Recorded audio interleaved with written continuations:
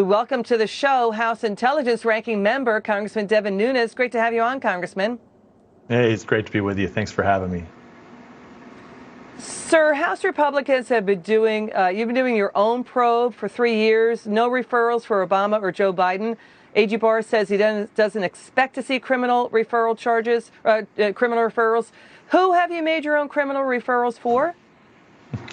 Well, I'm not going to get into specific names, and I've had a long-standing policy of that because I just don't think it's appropriate.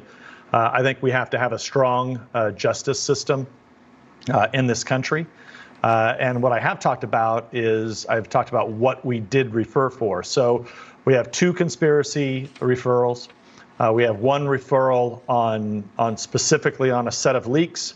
We have another referral on leaks, and then we have a couple other referrals on lying or misleading Congress. So that's the breadth of the referrals. I also expect, now that a lot of people have been able to read a lot of what's been declassified over the last couple months, I do expect to have referrals on what I call the Mueller dossier team, who put together a 2-part Fantasyland story, and then also indicted people from that. So I expect to have some indictments on that also at some point. Or, I'm sorry, referrals. I hear what you're saying. The conspiracy referrals, can you explain just in general terms? I know you can't get into specifics. I understand that. You can't name names.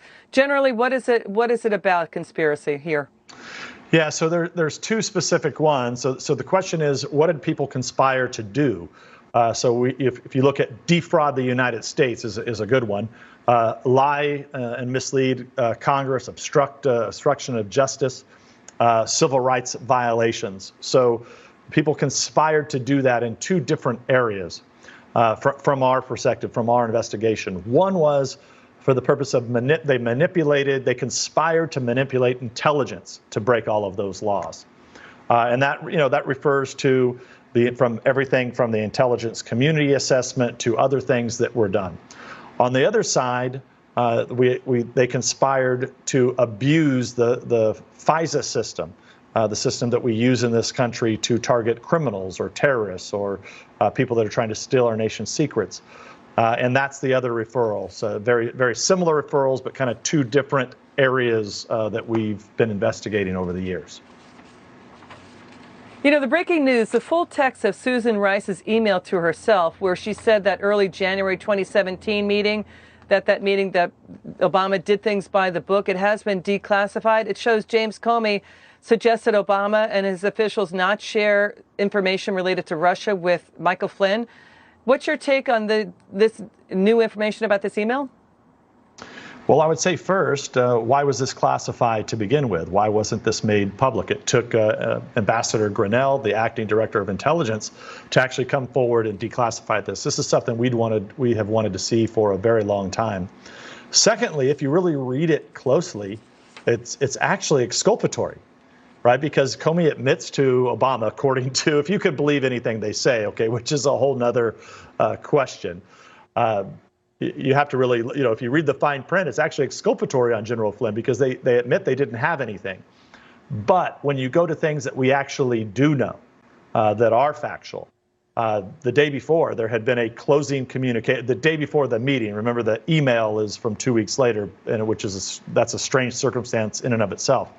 But you go back to January 4th, 2017, the FBI agent who was in charge of the Flynn case had wrote a closing communication and was prepared to file it. Then you had the dirty cops start to call to stop that that closure from happening.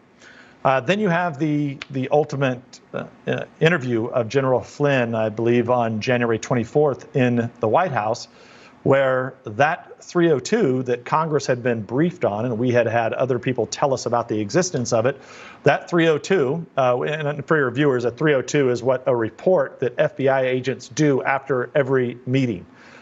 There is no 302. It's gone missing. So there was one, and it's gone missing. Those are the types of things that when you look at hard evidence that we know exists, I think that's going to be tough to really get away from, hopefully once indictments come forward.